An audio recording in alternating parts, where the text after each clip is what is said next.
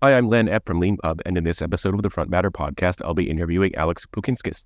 Based in Berlin, Alex is a product management expert with a wide range of experience, from software engineer to agile coach and management consultant to being a product and portfolio manager. You can follow him on LinkedIn at Alex Pukinskis. He's the author of the Leanpub book, The Art of Connected Facilitation. Stop wasting time in Zoom and make plans that stick. In the book, Alex introduces readers to connected facilitation skills, which can be used for maximizing productivity in your business by accepting the contemporary reality of both in-person and remote work. In this interview, we're going to talk about Alex's background and career, professional interests, his book, and at the end, we'll talk a little bit about his experience writing. So thank you very much, Alex, for being on the Front Matter podcast. Yeah, thanks for having me. I always like to start these interviews by asking people for their origin story. So I was wondering if you could talk a little bit about where you grew up and how you made your way into a career, into the career that you've had.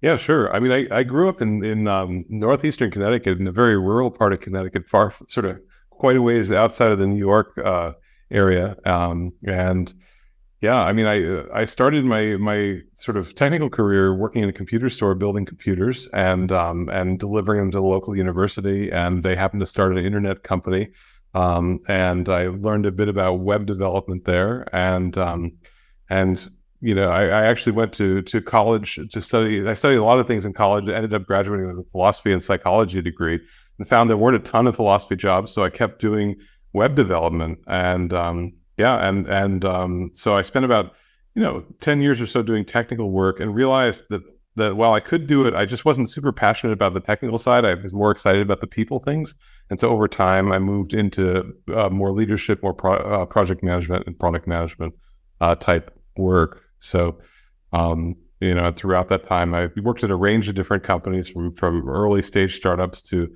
actually consulting for very, very large, highly political, large enterprises, and had a range of different experiences with that.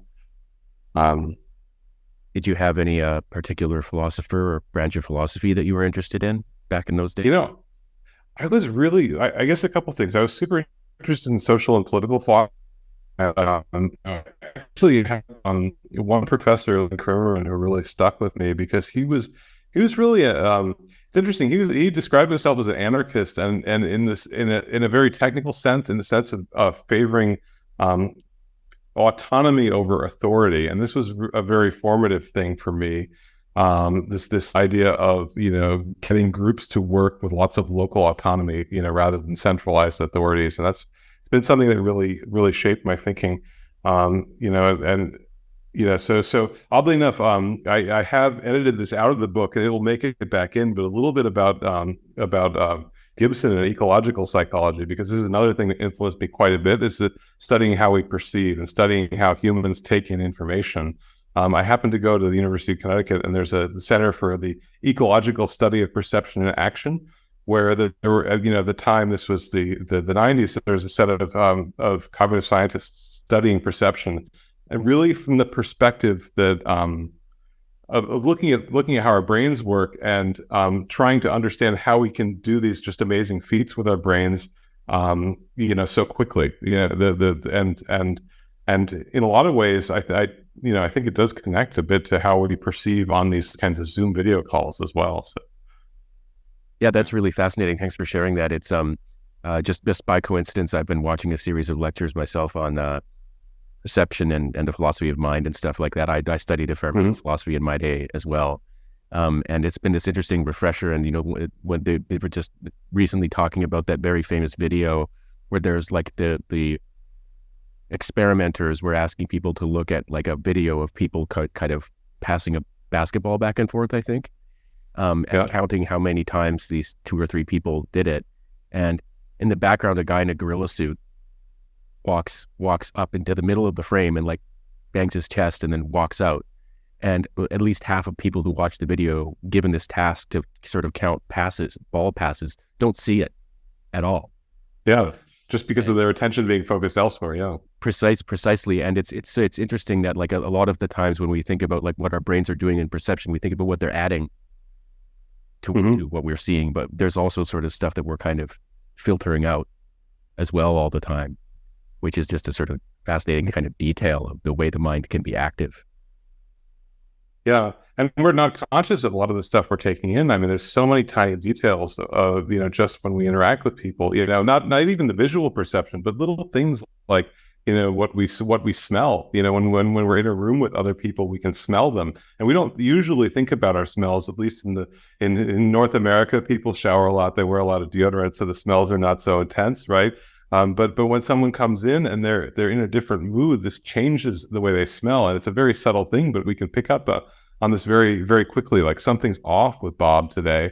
I don't know what it is, but you may not even be aware that you've picked up on this, but you do definitely know something's a little different with him, and you're never going to see that over a Zoom video. Yeah, it's interesting. We'll get to talking about that in a bit. I mean, this is what your book is partly about, is the remote versus sort of in-person work and facilitation and stuff like that, which is a technical term of art, which we'll also talk about a bit as well. But so you can one interesting thing about when we interview guests on the podcast, particularly if they've got a background of some kind in programming or something, you can tell their vintage from their origin story a little bit. And there's people who sort of got their start in the early sort of to mid 90s often have a story a lot like yours, where like they just happened to be the one who knew how to do this, at the company or something like that, and got to build the website and stuff like that. But so you were from the United States, but you eventually made your way to Germany. How did that happen?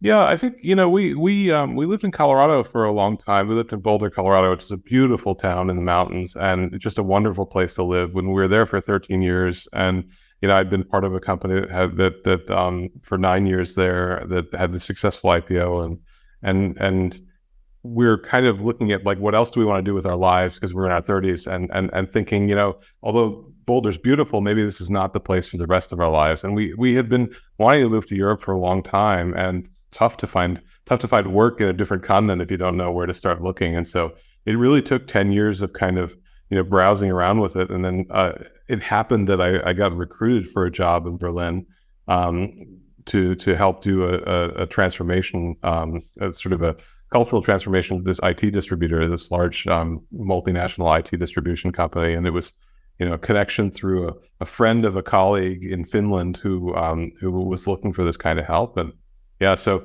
kind of quite randomly, this connection was made, and I got a chance to move out here and join that company. And it was a fascinating experience, because this company did business in these 15 different European countries, and each of the countries had their own sort of sub business, and they're all asking us to do things with these digital platforms to make improvements to them. But each one has a different way of doing business. So I got to learn a lot about what's different about the Dutch expectation for how we'll work together compared to the Austrian expectation for how we'll work together.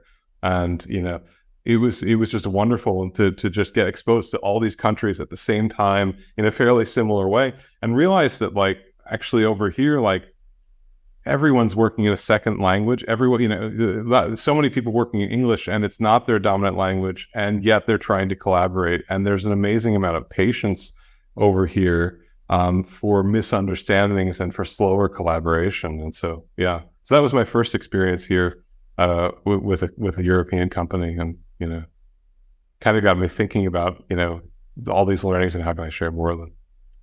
I worked for a few years out of London for a global investment bank, and you're giving me flashbacks to pleasant flashbacks. I remember in particular, you learned the flavors that sort of different countries came in. Germany in particular, I remember often having to be told, like, we have to stop work at 5.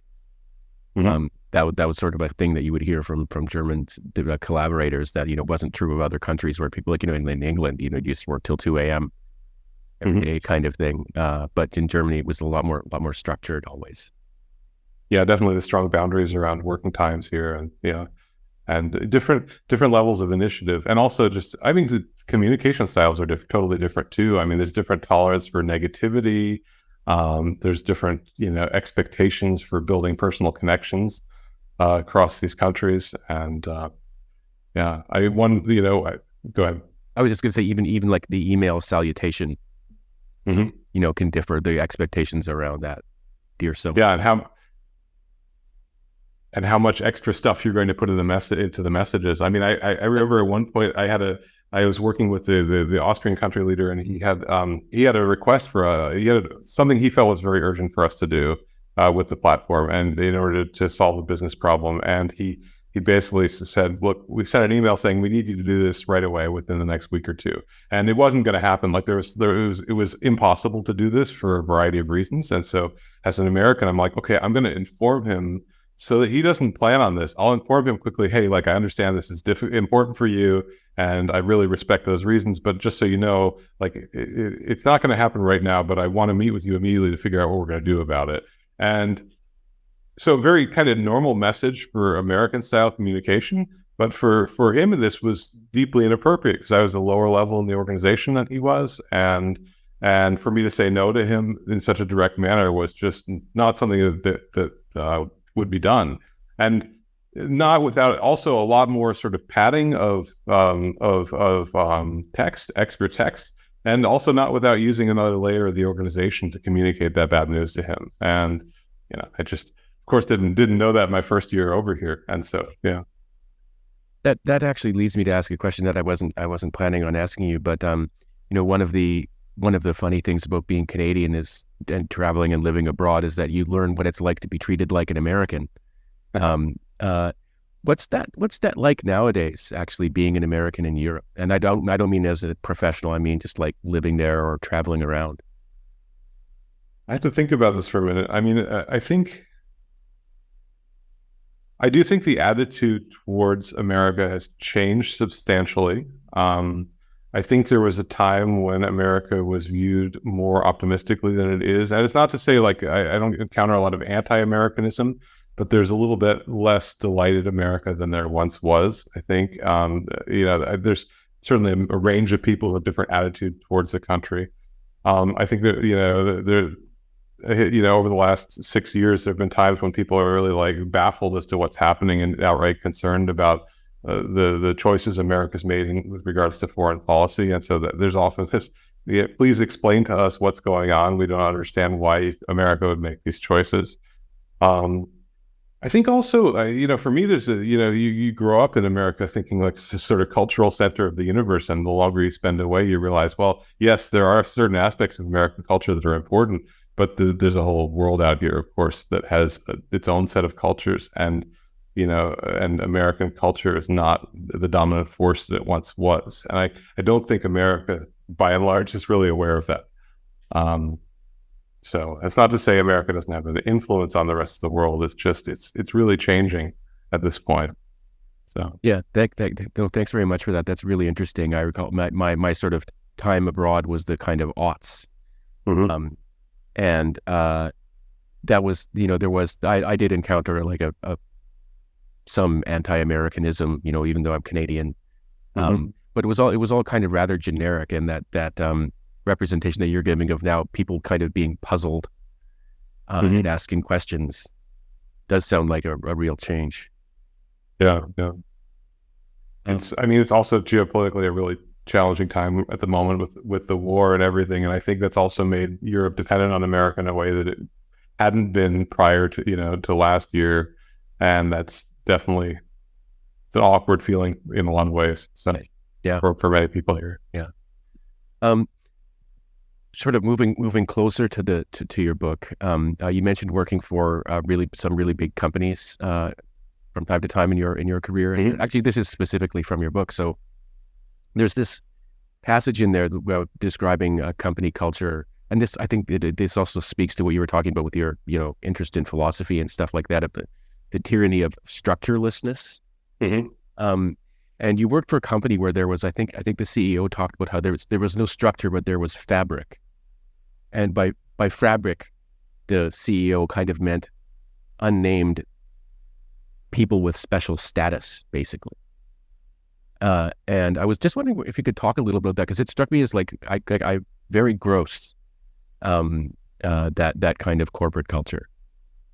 Yeah, I don't think he intended it to be that way at all. I think, like it was a consulting company. So like the primary business is very clear. You go to clients, you help them with their problem, you bill hourly work. And so like, one was able to do that work in a fairly straightforward way. But I think the question that like, and I was at the company, I think, where there were like 500, 1,000 people working there. And so it was just, there's this inflection point when a company passes 150 people where you can't really know everybody anymore. And the company was a few notches down the road from there. And I think there was still that sense of, there are a ton of bright people who work there, and I think the CEO is just in the habit of relying on the people he knew to keep connections going, and he believed that was okay and good for the organization. But for me, as a new consultant joining, I just found it was really hard to figure out, like, how do I actually get an assignment that's close to my part of the country, so I'm not flying across the continent every week, but instead, doing something that's close to where my family is.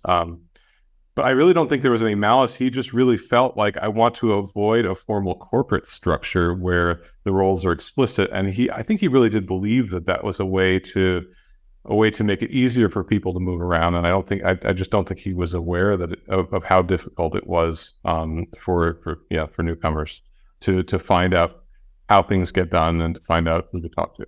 I guess, I mean, it's easy for me to say, just sort of reading a passage from your book and sort of passing judgment on the CEO of some big company or something like that. But, the idea of, like, a sort of, like, I think that often people who've enjoyed kind of being in a superior position in a hierarchy in a big company can often kind of lose perspective from what it's like to be new in the company and to not be in a dominant position, which is something that you write about in your book, that, like, these kinds of hierarchies can exist.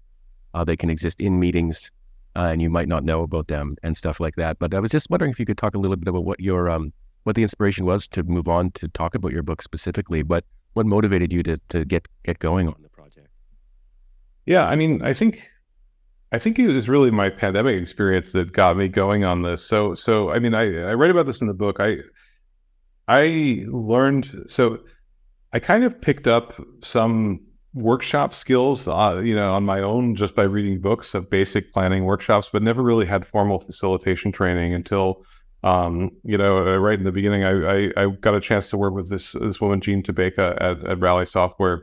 And she was a certified professional facilitator. She wrote a book on facilitation.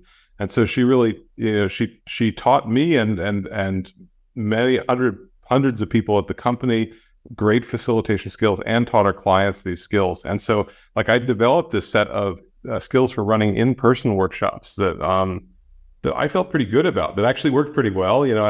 Over time, I had a chance to run a lot of in-person workshops, really big ones, hundreds of people, down to, small ones with senior people, small ones with teams.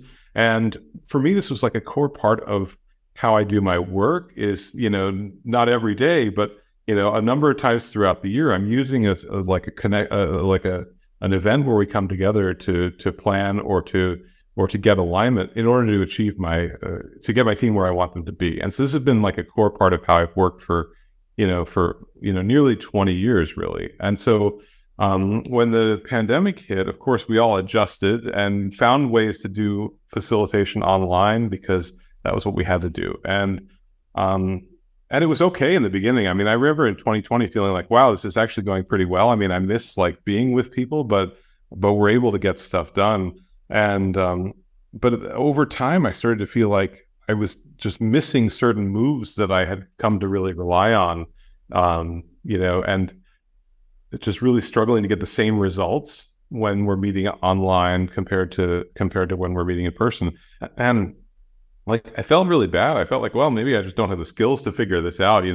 Maybe like someone smarter than me can do this, but maybe I was just a one-trick pony. I could do the in-person stuff, and I can't get the same results online. And of course, like, the lockdowns lasted longer here in Germany than they did, in the U.S. where I come from, and so we had more and more time, and so we kept going at it. I had some close colleagues at my company who were also trying to figure this out with me, how to do these workshops. But I definitely had a low point where I was sort of like, maybe the thing I love to do, I can't do anymore. Maybe because the nature of work is changing so much, like, maybe that time is just over. The time of us working face to face is over, and I'm going to have to find some new skills.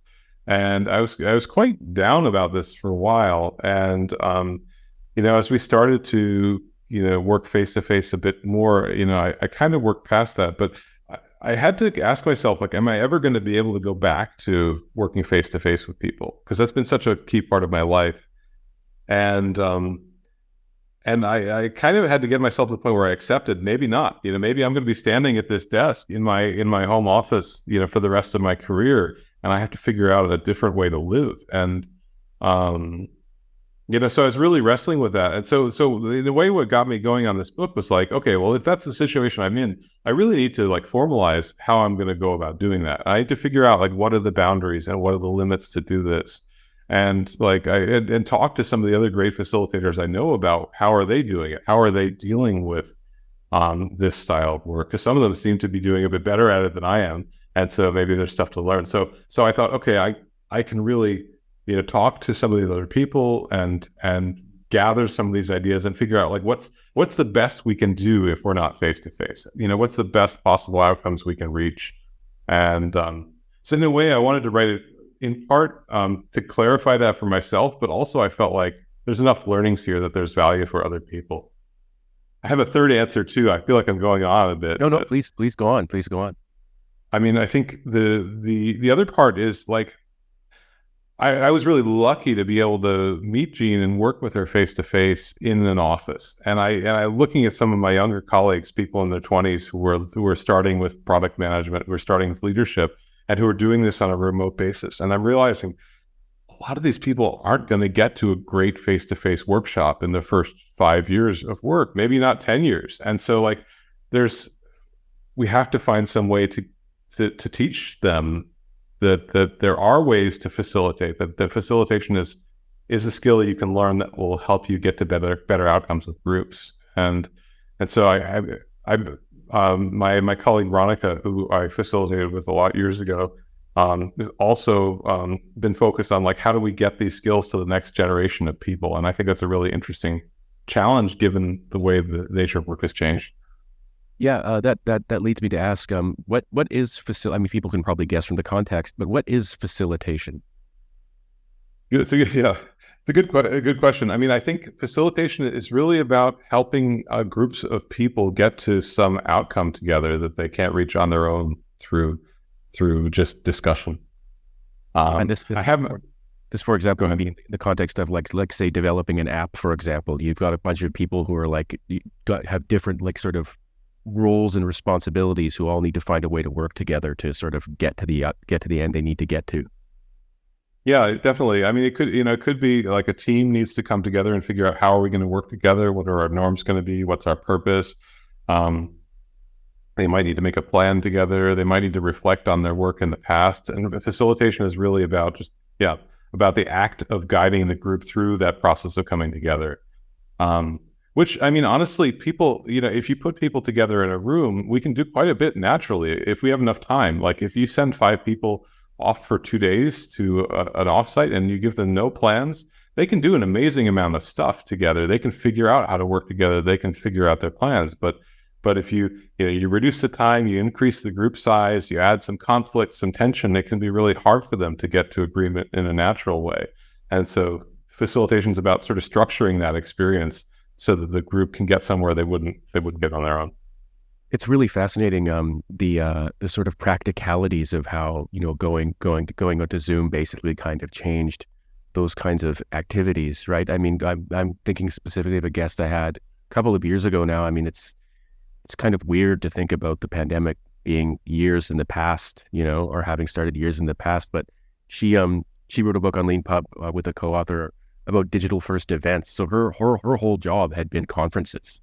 Mm-hmm. For a company that was 100% remote from day one, and they would have these get-togethers, and so then she had to arrange them to be digital, and it was just like very weird things, like what do you do with breaks in between speakers and stuff like that? Like, as in a conference, people go get a coffee or something like that, right? But what do you do if it's digital? And I'm thinking specifically about the kind of work you would have done, and that there's this great example you give in your book of being with Jean and going. You were going somewhere to do some facilitation, and the sort of projector didn't show up, so you had to do everything, or you chose to do things with flip charts and stuff like that. But the kind of work you're talking about, like say a group of people coming together, thinking about the next, year of product development or something. And what they might do is get sticky notes and put them on a board and stuff like that, and sort of rearrange them and things like that. So the challenge of trying to reproduce the kind of outcome and sense of collaboration online is just, a very difficult one. Definitely. And it's amazing how much we can sort of do naturally almost without thinking about it. Like, if you're in a room with stickies on the table, any individual can grab those stickies at any time and start writing on them and hang them up on the wall. And to do that in a Zoom meeting is a very different act, right? Like the stickies, first of all, are not visible for everybody. So you've got to start talking about it. You've got to share your screen. You've got to, you have to find a tool to do this. So it's just, I think there's a lot of things we can rely on when we're meeting in person, and that don't work automatically for us online, that have to be made much more explicit. And I think what was really interesting about Jean's teachings is that she really felt like, to be a great facilitator, you should learn formal facilitation. So you should learn, and she taught a 2-day class with an extremely formal facilitation approach that actually, within which you'd even script everything you'd say at times. And she felt like once you know how to do this formal facilitation, then you can become more informal and be very adaptive. So, but I found actually you have to be much more formal and explicit in the online world, because otherwise, people get lost and they can't cue off of each other the same way they would in a room. Yeah, definitely. No, that's it's just such an interesting challenge. For example, and like you said, I mean, you brought up smell, for example, and the sort of unconscious cues and things like that. But there can be things like sort of I have this habit of, like, when I have a thought, I'll go, oh, and like turn to the side and stuff like that, and you can tell when people are sort of what mood they're in, or whether they've just had a bright idea or something like that. When you're on Zoom, it's sort of like much less. I don't know. There's much less to go off, as you're saying, and much harder to kind of structure things. Yeah, absolutely. I have a colleague I've been working with in the last year, and he's one of the nicest people you'll ever meet. He's like a warm-hearted person. If you're, when you see him in person, he's like deeply empathetic. He makes eye contact. He's like, he gives you lots of nonverbal feedback, and he's just like one of these people who's a delight to be with because of the way he engages with other humans. But in an online meeting, he is not getting any of that feedback he's used to, and he goes on and on. He talks for much too long online because he's not getting this feedback that he, as a wonderful person, is super attuned to more than most people. And you put him in this online environment, and suddenly you've taken away that feedback that he's relying on, and he goes on. And I think this is one of the biggest problems with online workshops is this lack of interruptions. We're all used to thinking it's bad to interrupt people, but actually when we do it a lot of different ways in real life. We do it quite subtly at first, and this is very, very easy to do in a room. Just by moving your body or making very small noises, you can do a soft interruption before you do the "Hey Len" interruption. Like you don't have to do that in person. Whereas on Zoom, I have to do this, and which feels really awkward. So we can't rely on these simple things that we're so used to. And I guess on that general note, I mean, do you think so? You do kind of say this, but like the world of kind of hybrid work is here to stay, I think is your general position on things. Yeah, I mean, I've gone back and forth on this, but I don't see.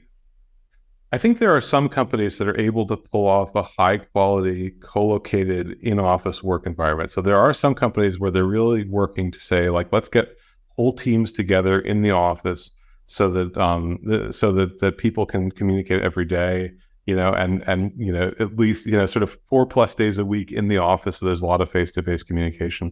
Actually, I was just talking to Rich Sheridan, who's with a company called Menlo Innovations in Ann Arbor. That's famous for doing this before the pandemic, and they've actually gone back to in person, and they're having good results with it. Although it was a difficult move to get everybody back in the office. So I think there's a minority of companies that are really embracing like deep face-to-face collaboration and setting up the team structure so that you're not surrounded by irrelevant people, but instead people you really need to work with. But I think the majority of companies struggle to staff teams in the same cities now. And I see, because we have this option to make distributed teams, it just seems like there's so many companies that are like, we really want the talent in different places. So we're going to build teams out of people in multiple cities. And as soon as you do that, it doesn't really matter if the company wants to be back in the office, because if your team's in multiple cities, you've always got a couple people on video for every meeting. And I think that's the reality that most return to office businesses are seeing. So we're also going to continue to see some remote first businesses. I mean, there are thriving remote first businesses, and I think they still need to find ways to make decisions together online. But I think actually the remote first business and and most companies that are doing return to office are pretty much in similar situations with regards to the need to collaborate digitally. Yeah, it's really interesting. I've talked to people from all around the world on the podcast about this through the years of the pandemic and stuff like that. And there's people who are like, to think about the things that have been lost, but there's also people who talk about the things that have been gained, right? Like industries, for example. I think I was talking to someone in defense who said that like it would have, if it weren't for the pandemic, we would not have been able to have people we'd never met, in person on our team. Mm-hmm. Just wasn't the culture, or people, people like on video calls from multiple time zones, kind of thing. But there's a lot of opportunity there as well to sort of have people who you otherwise would have not been able to hire or have on your team, and now all of a sudden, like once you can do this, the whole world of people is available to you. Yeah, that's true. And I think you have to kind of make this trade-off of like, is there more value to that availability, or is there more value, like, can I create a strong enough co-located environment that I'm getting more benefit from having people in the same room to outweigh the benefit of distributed people? I mean, I think that honestly, most companies are not set up as efficiently as they believe they are when it comes to day-to-day work. And so, like, I do deeply believe that face-to-face collaboration can enable you to go faster with the right setup. But and I've been on teams that have done that, but it's so rare. And I think for most companies, they're just not there. I'm really curious to ask, have you seen or done any experimentation with like times of day when it comes to sort of actually being in person? Because I remember back in my old kind of like, grinding it out, putting on a suit, going to the office days, I always found the idea of like everybody in a city commuting to and from work at the same time to be an outrage, like just truly inefficient and ridiculous. Have you seen people experimenting with that? Like say, like, let's like meet from like noon to 6 or something like that. I've definitely seen it like within teams and spontaneously. I mean, here in Berlin, like, I think I worked for a relatively relaxed company during it was a music tech company. So I think that there's a lot of flexibility around work style when you're primarily working with musicians, and work style and timings, right? So this tends to be bursty and uneven. And so for us, it was quite natural to say, hey, we're just going to come in for the afternoon to do this work together. And that's our agreement.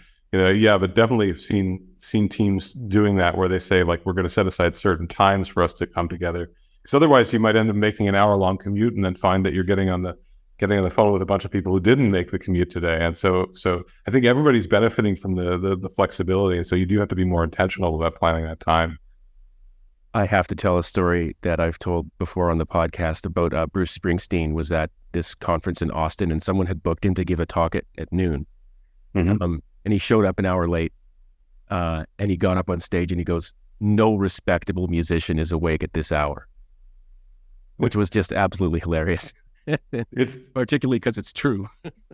It's definitely true. And I think, it's interesting too, like in the music industry, I do think the whole schedule has shifted, and that goes for music tech as well. So yeah, it is definitely everybody starting later and then also staying around later. So, and staying into the evening. So, yeah.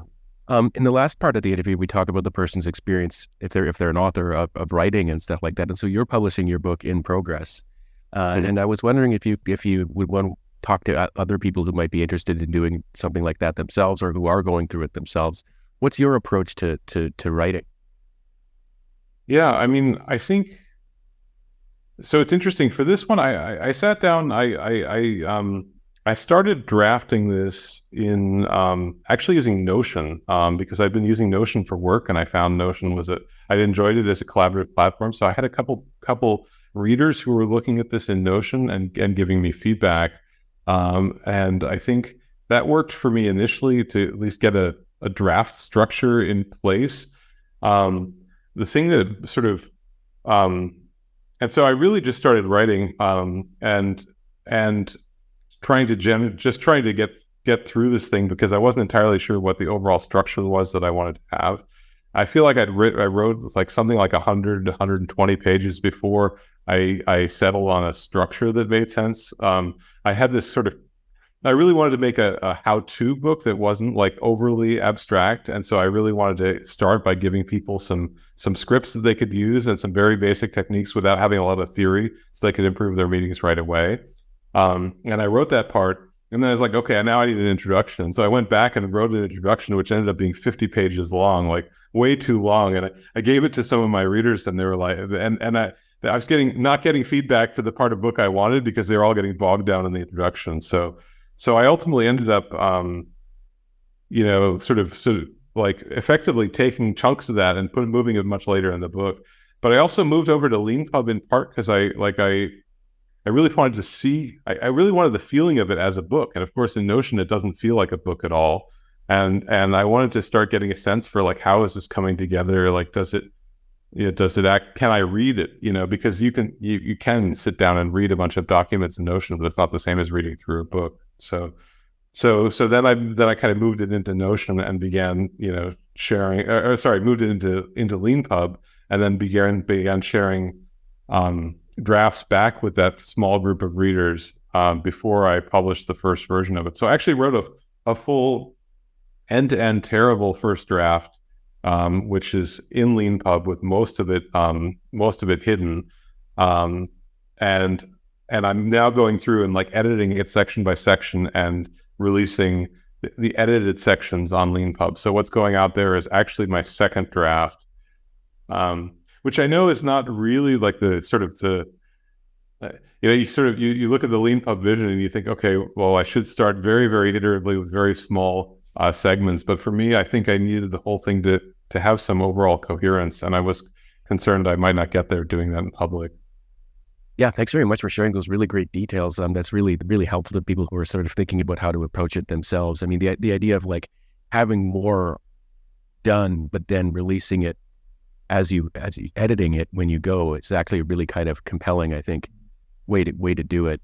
As you say, there are some people who use Leanpub to kind of like just like put a chapter out there, put a chapter out there, put a chapter out there. There are other people who are like complete book, all done, copy edited and stuff like that.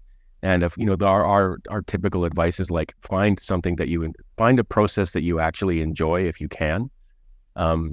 Most people who write books beat themselves up a lot, but and so that's a sort of important thing to internalize is there's going to be some self beating up going on, but finding a process that you're comfortable with is really the most important thing.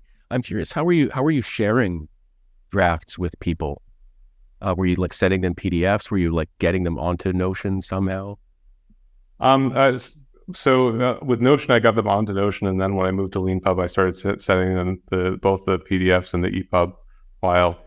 Turns out one of my readers has a remarkable and is marking up the EPUB and sending that back to me, which is working pretty well. How are they marking it up? Honestly, I'm not sure exactly how it works. It's really I'm getting so they've got the EPUB file that they're handwriting on top of it and then sending me back somehow a PDF that they've generated off the bat. Oh, yeah. It's just so fun to learn about all the different things people do and the ways they figure out how to collaborate on stuff like that. Yeah, well, it's but yeah, it's that seems to be working well enough. Yeah. And I guess the last question I have along those lines is, do you have like a schedule that you're working to? You're like, I'm going to release a new chapter every month kind of thing? I mean, I've been thinking about that. Initially, my thought was I should put something out each week, and then I feel like it's a little bit overly rigid, and like so today I just put out part 2, so now I have I think 130 pages out there, and so I just added 70 pages after like roughly 2 weeks. So I think Yeah, I kind of want to get. I have a desire, like within the next month or so, to get it to like the book is useful end to end. Like I want to get like useful and readable, if not great. And so like I had sort of like, okay, there's the first draft, which is not necessarily wonderfully readable and maybe not useful yet. The second version should be readable end to end and useful. And then I want to do another pass and making it more engaging. So I think, yeah, I think within another month or so, I should be able to finish the second pass. And then I think it's really about getting some deep feedback on it, because I am worried, a little bit worried technically about, um, are these the best answers available for how to do facilitation, right? They're my answers, and I know they work sort of, but I'm talking to a number of experts in the field to try to get some other perspectives. And I feel like that's sort of my third pass, is to really, add stories, add color, and overall work on the flow and make sure it's like enjoyably readable, if that makes sense. Oh, it totally does. It totally does. That's a really great process, and it's just so interesting to hear you working through, how you want to approach things and how that's changed over time. The last question I always ask on the podcast, if the guest is writing on Leanpub, is excuse me, if there was one feature we could build for you, or one problem we could fix for you, can you think of anything that you would ask us to do? I mean, initially I had some trouble with markup problems getting the book to generate in the beginning, but that didn't last very long. I think that one of the things after a couple months of using the platform, I'm still struggling with certain aspects of the Marquis syntax that are just not in my brain yet. And so I'm constantly going back to look up, okay, how do I actually format?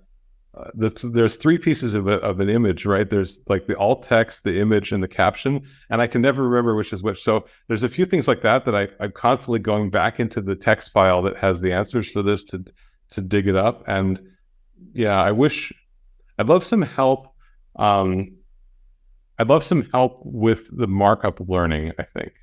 Not so much a tutorial, but just helping me figure out, like, without having to leave the editor, because I'm actually using the web editor, and I would love it if the web editor would just, in context, help remind me what all these syntaxes are, because I haven't internalized them. Thanks very much for that. That's a really interesting. I mean, for anyone listening who's unaware, Leanpub has we have an upload mode, so you can make ebook files however you want and just upload them to Leanpub if you want to. But we also have, our kind of baby is, writing books in Leanpub.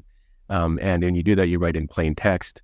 And what that means, when you write in plain text, that means you need to actually type in the formatting yourself, right? So if you want something in italics, you surround it with an asterisk on either side. If you want it to be bold, you put 2 asterisks. But then, of course, you can think about doing more complex things like adding an image. What if I want to have an image caption? And what if I want alt text, and stuff like that? So that can get very tricky when you have to type it out. And one of the things that we have not been as good at as we should have is clear explanations. And one thing we're working on doing is these explainer videos that I'm starting to do on YouTube, where it's very brief explanations of things. And a lot of people find the videos more comfortable than sort of going back to manuals, but also the manuals, it's very tricky, right? Because for example, if we show someone how to insert an image, but with no caption and no alt text, that's the easiest thing to learn, right? And they're like, oh, now I get it. But what if someone wants to have a caption? What if they want alt text? Well, do we show all 3 examples when we're onboarding someone, or do we sort of layer them later in the experience? And how do you structure that? And so it's very difficult. But yeah, if you've been sort of struggling with that after working with Leanpub for this long, that definitely is sort of something we really need to kind of prioritize. And probably what we really need to do is think about what are the top 10 things that a new author needs to know, and just find it an easy way to introduce them to that is probably what we should do. So yeah, thanks very much for that. Yeah, I actually left this out, but I really, actually, now that I think about it, I did my first writing towards this in the Medium editor, because I have a blog on Medium, and I do feel they do a great job with their editor in terms of making something that's very that that allows you to create semantic markup very, very easily. And I think that their approach, worked really well for me. And then ultimately but a lot of that is done in context, like in context help with the, yeah. So yeah, no, we are actually working on a new feature for the browser writing mode that will be much more along those lines, exactly for these kinds of reasons. So I'm not sort of like announcing a super surprise or anything like that, but it is definitely in the works. So yeah, and we're really looking forward to having that come out. Well, Alex, thank you very much for taking some time out of your evening in Berlin to talk to me and to talk to all of us. And thank you very much for using Leanpub as the platform for your great book. Yeah, thanks for making it available. It's been a really wonderful platform to use. Thanks.